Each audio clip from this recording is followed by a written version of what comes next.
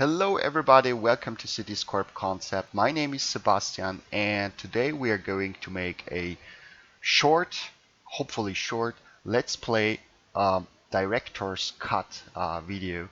I didn't have a better title and I thought like in the movie industry there is also a director's cut version, so I thought it would be cool if I start to play the game and I can comment a little bit on some functions of the game. So as you can see, I started to build already a village, and what I would like to talk about today in the very first episode is a little bit about the streets and about the buildings. So we are not going to dig deeper. The other things can be kept for the further episodes. Sorry, and yeah, so I thought it would be good also that you can also understand why some things are as they are. So first things first, CitiesCorp concept. Why is it called concept? The basic idea was to create a game where where we can try out new things that are not that mainstream in all the other city building games. And this implies on the other hand side that of course if other games have very cool solutions on some things, I do not want to replicate that. This is also showing why this game is having an own version typing. On Steam, the game is being sold as a ready-to-go game, even though it's 0.82, because there is no a clear agenda how to get to version 1.0. Respectively, I think, and this is my personal target, is to never get to 1.0, just to keep the development alive and trying to figure out new functions. So the maximum that you will be probably see here is 0.00000009. Oh no, I'm saying now stupid things. 0.999999. So it's going towards 1. Anyway, yeah, today, as I mentioned before, I would like to talk about streets and buildings. I started to build my own village. So at least the initial thought was when you start to build is that the funds will be limited in a city. So you have to start to build the village with small buildings. Something like that, right, will be not possible. Actually, making huge buildings that cost here 13.6 million will be most probably not possible because your starting capital is 10 million. Yes, I have used the cheat, the money cheat, so to have a little bit more funds, not to run out that quickly. Those ones of you who have already followed some of the gameplay videos on the internet, you will know how it works. In case not, just drop a short note in the comments below, and we can think about it whether we will show it or not again. Anyway, so what's the idea about it? Let's find a new place to start with the roads. Yeah, what was also maybe what is maybe also new is this play with hints function here. It's an alpha version still. I think for the time being, just one menu is missing completely hints. All the other buttons should have already some explanation for themselves and some hints and click recommendations how to proceed. So yeah, I hope that by next week I will be in a position to patch the rest. What do we have here now? So I'm going to start to build the road. So the story about the roads is a pretty simple one. From other games, you know that they are already pre-designed streets, right? And actually, it was pretty funny for me in the beginning to play like that. But with this project, I was trying to think about how could we do the road network differently. And the outcome for the time being, of course, is that um, it's a one-lane system is probably something that we could or I could start with. And the idea behind the one-way lane system is that, so we have connected it here, is the idea behind the one-way system is that it turned out to be pretty flexible, right? So I can start to drag the streets as I would like to. So you can design your road network as you wish. So shall we connect it to here? Yeah, let's connect it to here. Um, you can actually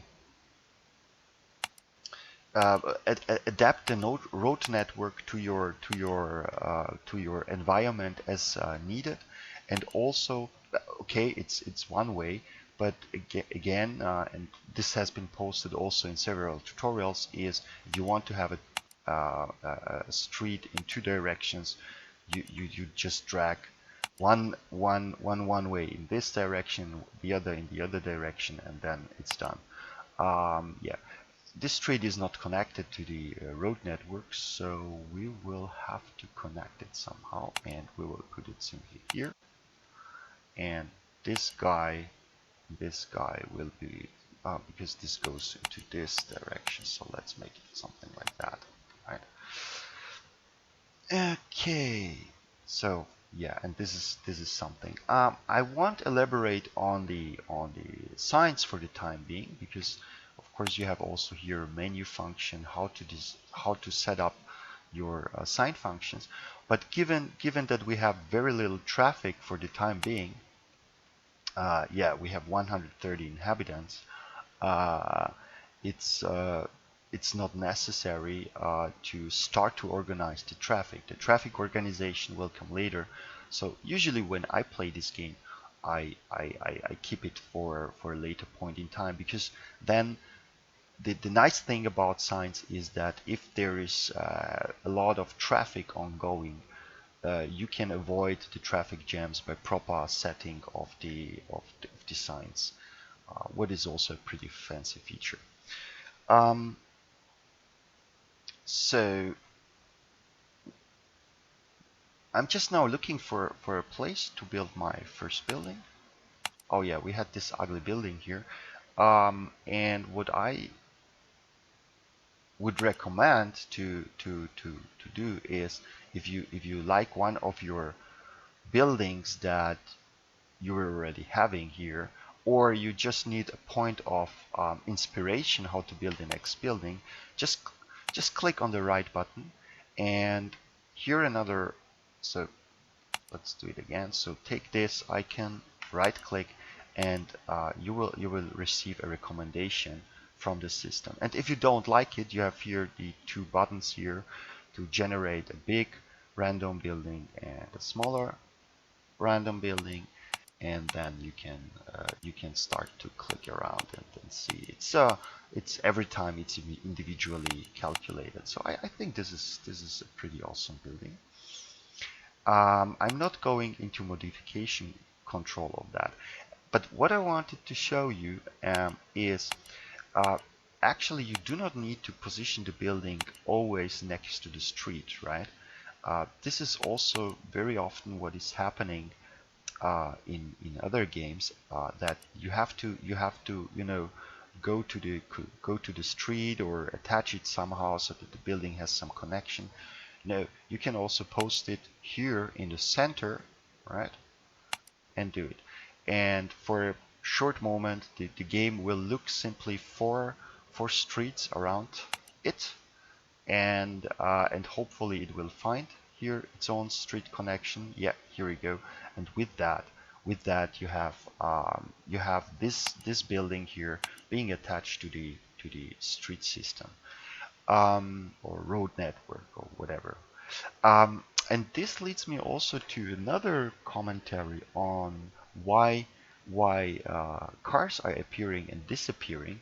Because if you have this type of building, So this is my 10 minutes limit. I posted already. I put a timer here next to me. But just to finish the thing, um, when you have buildings positioned somewhere in the area, right? Not necessarily next to the building. For the time being, during the development, it was not that essential to have cars driving into the property. This is something that can be implemented at maybe some point in time, but I think for the time being, it's rather more important to have something where you know you Google on Google Maps an area, and you will always figure out that not all buildings are positioned next to the street. And with that, you can do your individual connections as you would like to. So let's do something like that. So you can generate an individual pavement, right? So let's do it like that, and pretend that this is your individual road. So customization is definitely something that I have been looking into. And of course, if you then start to to um, to work on the property itself, right? So you can you can you can do it as you like to. So here we go, and we are it's with liner. So let's put just one tree, and there is another tree, right? Um, and so that's why the cars are not driving into the buildings, because you can position them as you are. And another aspect is, just to finish this small gameplay commentary, is it looks pretty simplistic like that. In fact, this is an object that you're modifying, and in the backyard, new calculations are done for this building. But the idea was to pull these guys together, right? So to create something new, and a new building, a new something that you can work on, and having different shapes. So let's see whether we have mapped that. No, it's so I wasn't that strict at all to on parameterization, how you put the buildings together. It's up to you, and yeah, with that you can reach a higher level of individualization. I hope I can't speak today. So that you can, with a little bit of playing around, you can reach completely new buildings, completely funny buildings, with different colors and whatever. Yeah, so this is the story about it. I hope you liked this type of gameplay. Um, if you like it, I would love to record more of such a kind of videos, and do my commentary stuff to that. Why are some things like they are? But what is even more important, as I mentioned in the beginning of the video, it's a concept game. So hey, post your ideas, and I would love to look into it and implement it. Treat this game as a platform where we can check out the weirdest things, and yeah, that's it. Of course, in the beginning, in the launch of the game, there were a couple of bugs inside. I am continuously working on removing them, so this project won't be left alone. And if you find a bug, just let me know, and send me a screenshot, do a YouTube video, whatever you would like to. I'm going to look into it, and I hope I can then fix the bug. Uh, the code, due to the sandbox style, got pretty complex, so maybe the one or the other button doesn't work properly at the end of the day. But hey, we will fix it. Yeah, if you liked it, like the video, share it or whatever, and then we can keep on moving on. Thanks for watching and have a nice day.